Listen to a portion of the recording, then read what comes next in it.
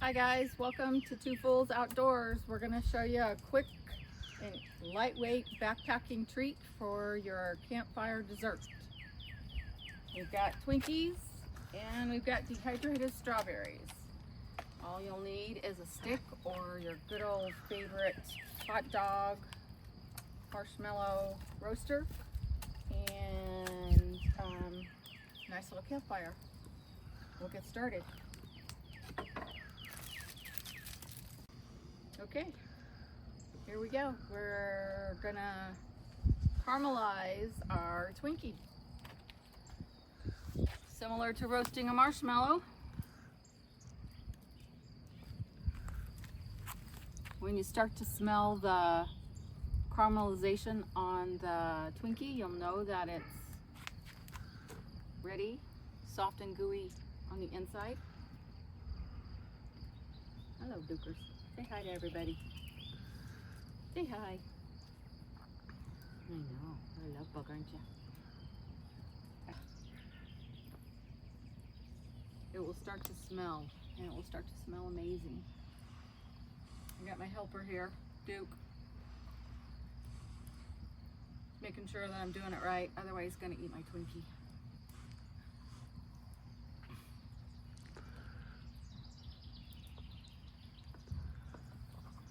Oh, it's starting to caramelize. Just a little bit.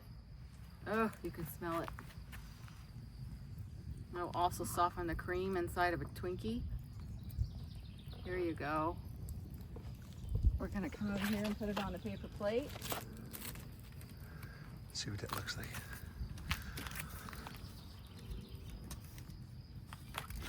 And all you have to do for the strawberries is reconstitute it with a little splash of water and either a little packet of honey or a little packet of sugar. Put it in a container, mix it up, let it set for a few minutes. The strawberries that I've reconstituted with water, sugar, and we're just gonna lay it over the Twinkie. And if you're car camping, you might be able to sneak a can of whipped cream or Cool Whip. Hello, Dixie. Say hi to people. Nope, you can't have my Twinkie. And we're gonna cut into it. Oh.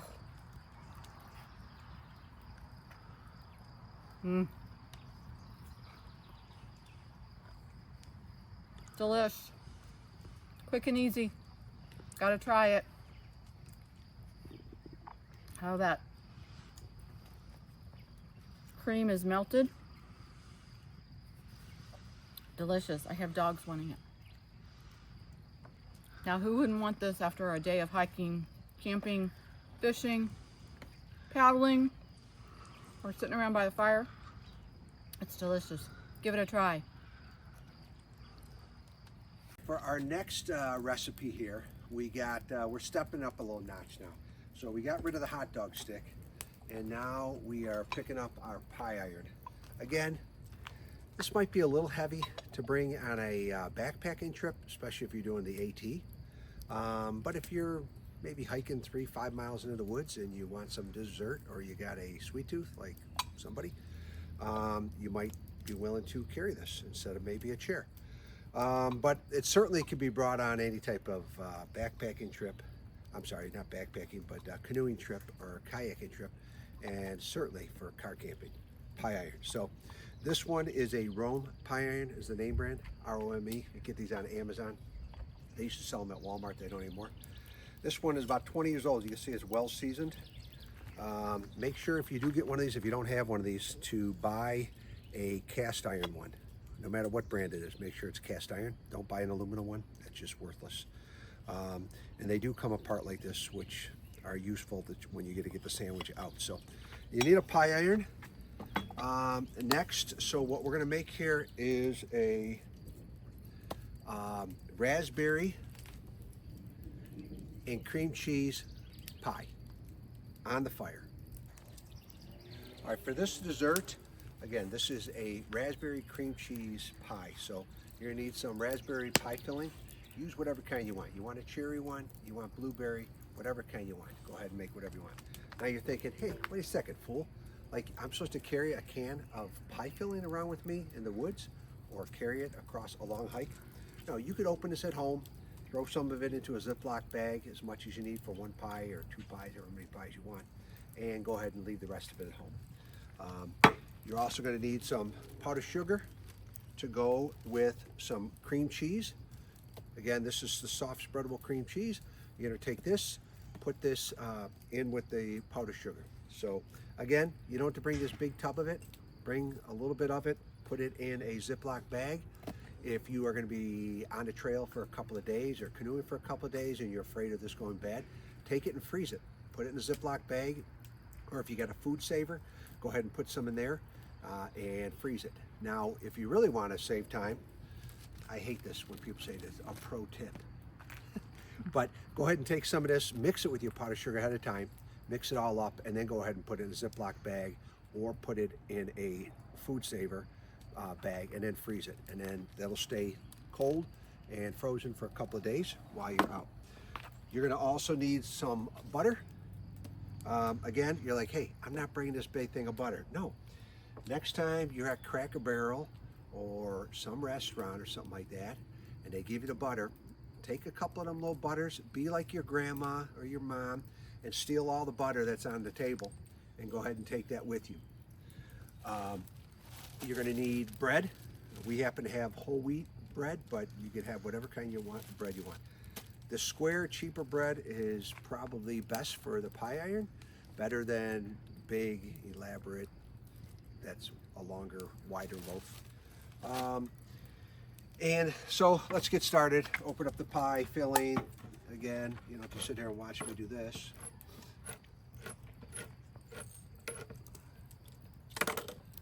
Alrighty, get this out of there. Okay, first off, take your pie iron and you are going to open up your bread.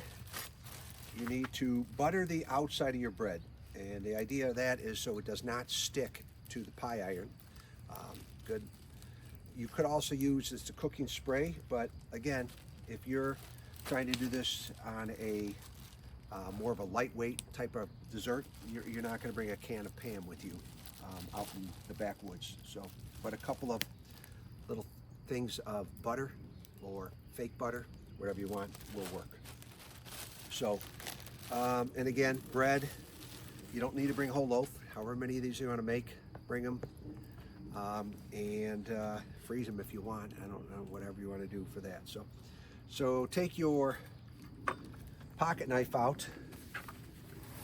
If you got a pocket knife, you could just use your pocket knife. Okay, but since we're doing this in our backyard, we could use a butter knife from the kitchen. But you have a knife on you because you're out in the woods. So how do you go out in the woods without a knife? Take a little butter, butter the bread, and pretty liberally. You want to put a pretty liberal amount on this, and just so you can use it as a good oil base for your, and then you put it with the butter side down or facing the pie iron. And then I always make sure that you know, the bread kind of matches, you know, and make sure you do the opposite side so they match pretty good. Now, again, maybe a little bit more. If you're out there, you got limited amount of butter, that's fine. Especially once you start using this pie iron more and more, it becomes very seasoned, and it will. Hey, no, you're not supposed to come on camera yet. Okay? Yeah, exactly. You'll be on camera in a few minutes. Whoa, what do you got there? I know. They're waiting. So take some of the pie filling. Put a good doppel in the center here. If you overfill because you're like, I'm really hungry, or I really think this pie is going to turn out, then you're going to have stuff oozing out all over the place. Okay? Put that. Then take a little cream cheese.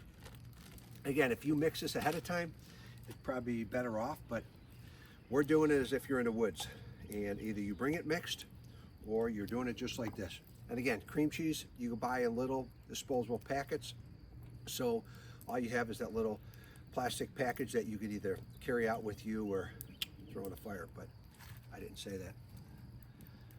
Okay, and a little doppel of that on there. And then really, you know, cream cheese is kind of a little bit tart, right? But when you add a little powdered sugar in it, a little magic happens to it, and it tastes delicious. So add a little powdered sugar in there, or maybe a lot, depending on your sweet tooth. And now take this other half, just fold it right over, and this is where your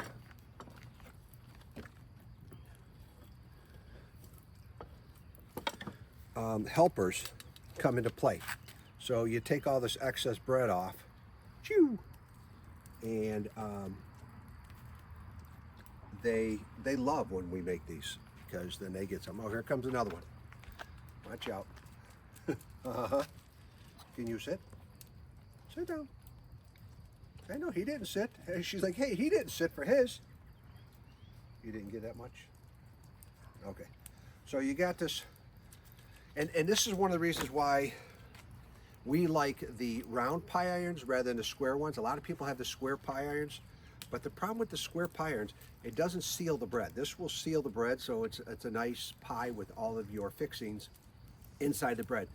When you got the square pie irons, it closes the bread, kind of like a grilled cheese. The stuff could ooze out, and it's going to ooze all over your hands. So we got this here, and ideally, you want to go ahead and get this down like here inside the coals. If you have good hot coals, is where you really want to be cooking this at. And you want to check it after, I usually, depending on how hot the fire is, I'll check it after a minute, minute and a half, and then flip it, check it again, a minute, minute and a half. And I almost always set my timer, because I'll be sitting around a fire, start chit-chat with other people, and next thing you know, 3 or 4 minutes go by, and then it's burnt on one side. So you could keep flipping as many times as you want, but if you just check it after a minute and a half, check it again, flip it, check it again a minute and a half, and then open it and check it, make sure it's golden brown. If it needs to go back in, fine, but once you overdid it, then you're taking a knife and you're scraping off the black, and then you're giving that pie away. You're not eating that one, you're giving that to somebody else. So let's go ahead and wait here a few minutes, and we'll go ahead and see what this looks like. And see if I have any eyes left here with the smoke blowing in my eye.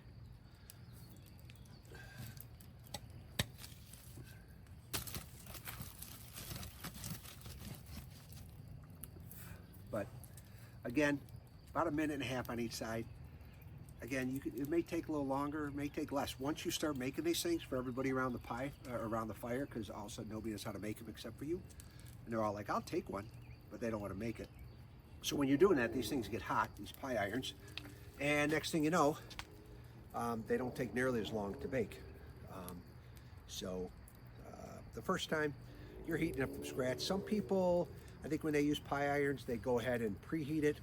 I've never found a need to do that, and I've been using pie irons successfully, let's say, for 20 years.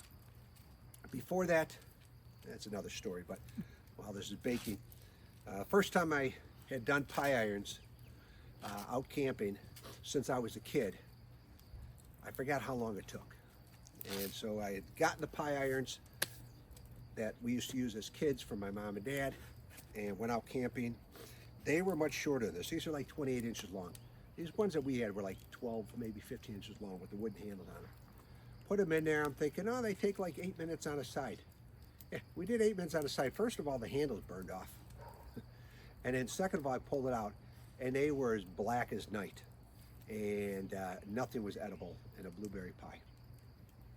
I even left it out on a picnic table, and the raccoons wouldn't even eat it. So as I'm talking to you, I gotta flip this because I do not want to, and you can give it a check. I give it a smack like that just to break it loose. Side is done. Spit out. And there you go. Here is the finished product. This is the most difficult part right now, is waiting 5 minutes to go ahead and let this cool. That is a pie iron. We'll go ahead and cut this open here and show you what this looks like. So, cut this.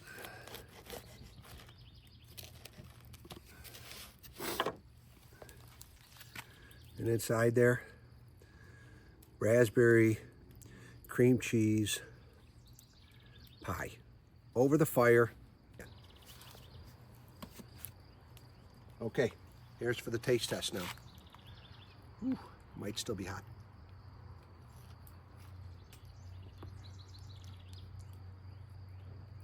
Oh my goodness. The raspberry, again, with the cream cheese, you got the sweet and the tart. And that powdered sugar that we put in there. I think next time, if I was honest, I would probably take that powdered sugar and mix it in with the cream cheese. So that way it's all mixed in already. But that is a winner. All right, for our third dessert, it's going to be using the pudgy pie makers again. Hopefully it's cooled down enough. You are going to need marshmallows, some Nutella, and then we got peanut butter. You're going to need those three main ingredients. And again, you need your butter and some bread. So, again, I usually start out with the peanut butter because then everything sticks to it. The puppies. Again, about a tablespoon or maybe 2 tablespoons of peanut butter. That's probably quite a bit. Now these are s'more sized marshmallows. Ripping it up into little chunks. That's why the mini marshmallows would also work pretty well. But just rip those up, and then whatever you have left, your helpers will be more than willing to clean up after you. So, and then Nutella. Again, good scoop of Nutella. But it does have a slightly different taste than chocolate does. So if you don't like the Nutella, go with the chocolate bar. And now, same thing. Put this in for how long? Yeah, you guessed it. 1.5 minutes on each side.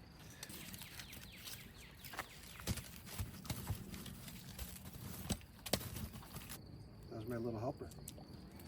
Yeah, is that pretty good, huh? So, 30 to 40 seconds, something like that. Yeah. What we do instead? Entertainment.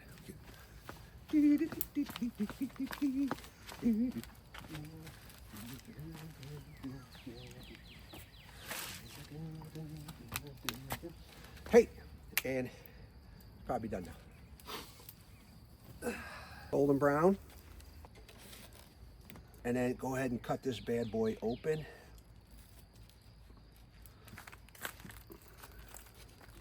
Like about these round pie irons, because there you go. The chocolate, the marshmallow, the peanut butter, all gooed up together.